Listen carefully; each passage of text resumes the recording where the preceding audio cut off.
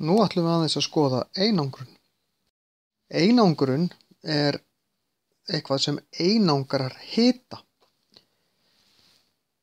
Við erum í flestum tilfellum að einangra til þess að halda einhverju heitu, stundum til þess að halda einhverju köldu. En það sem við gerum, það er stundum talað um að halda kuldanum úti, það er ekki það sem við erum að gera, það sem við erum að gera. Við erum að halda hitanum inni. Þegar við byggjum hús, þá einangrum við húsin.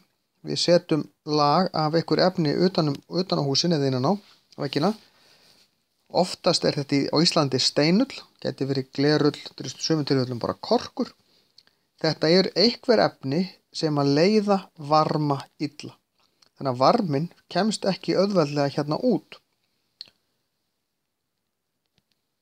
Sum af þessum efnum eru einangrandi af því að þau innihalda mikið loft, eins og til dæmis steinull. Loft leiðir varma illa og af því að steinullin er full af lofti, þá leiðir hún varma illa og einangrar þess vegna vel. Efni sem einangra vel eru bara almennt efni sem leiða varma illa. Sama við fötin okkar, þykk dúnúlpa er full af fiðri, fiðrið er allt fullt af lofti, þess vegna er það loftið sem er einangrandi en ekki beint fiðrið. Það sem fiðrið gerir er að halda loftinu á sínum stað. Í gluggum á húsum er tvöfalt gler og á milli er loft. Það er ekki tvöfalda glerið, skiptir engu máli hvort það eru 2 gler eða 3 eða hvað það er. Skiptir engu máli hvað þau eru mörg. Glerið sem slíkt leiðir varma vel.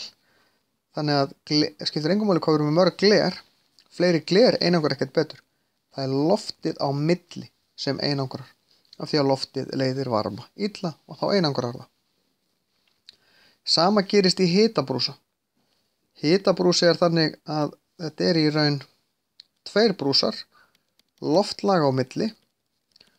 Þess vegna er þetta að nota hitabrúsa til þess að halda einhverju heitu, eða til þess að halda einhverju köldu.